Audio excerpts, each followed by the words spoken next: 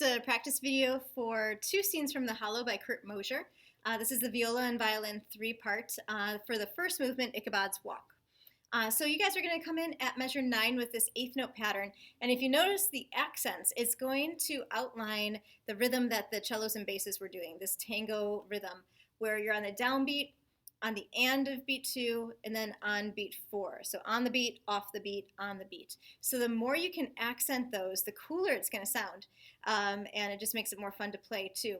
Now you can play these eighth notes as double stops if you like, both notes at the same time, or you can play just the top line or the bottom line. I'm going to play both of them at the same time together, and here we go. So we're going to take it from measure 9 up to measure 25. 1 and 2 and 3 and 4 and.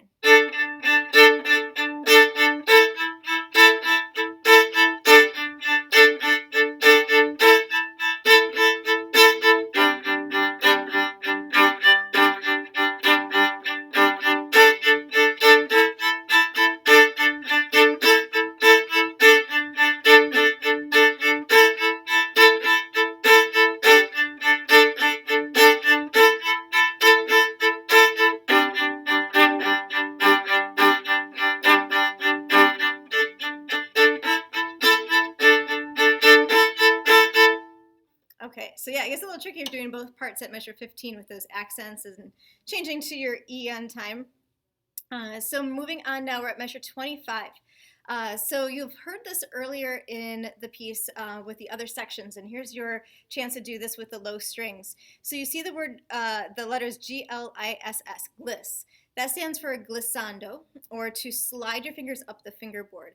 So you see the little line leading up to that D, so that's what that stands for. Now, unfortunately, this is on a finger that is not the most comfortable to slide on. It's your fourth finger, your pinky. So what I do is I just kind of squish my fingers back a little bit, and then I'm just going to quickly slide up, straighten my pinky out until I hit that fourth finger in tune. So, a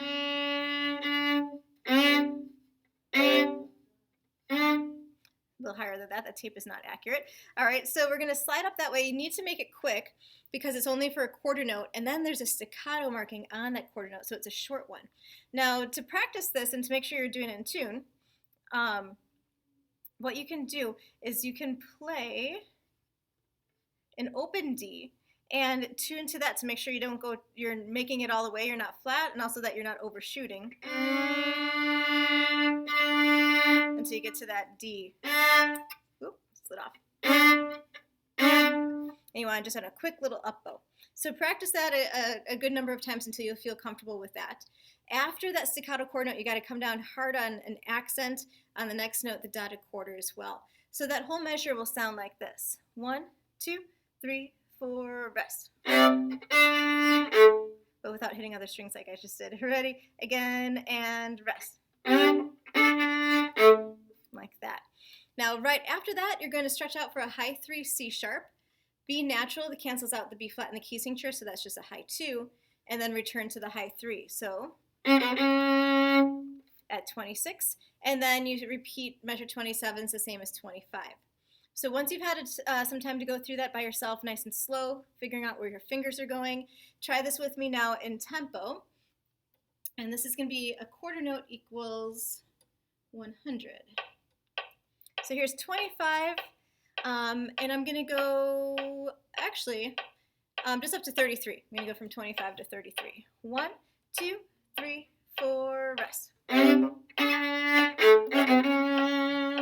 4, rest.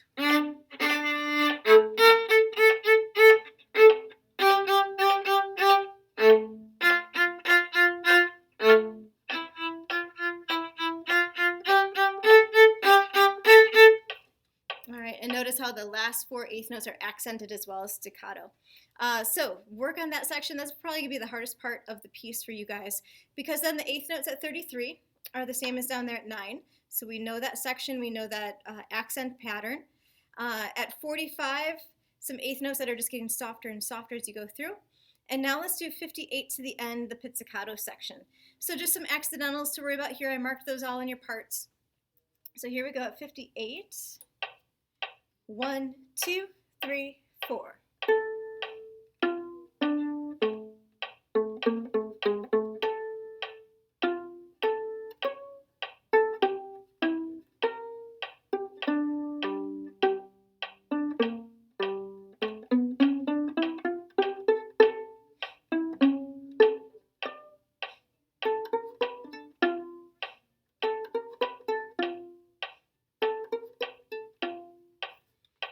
right. So yeah, the main part to practice is the accents on those eighth notes, and then the section at 25.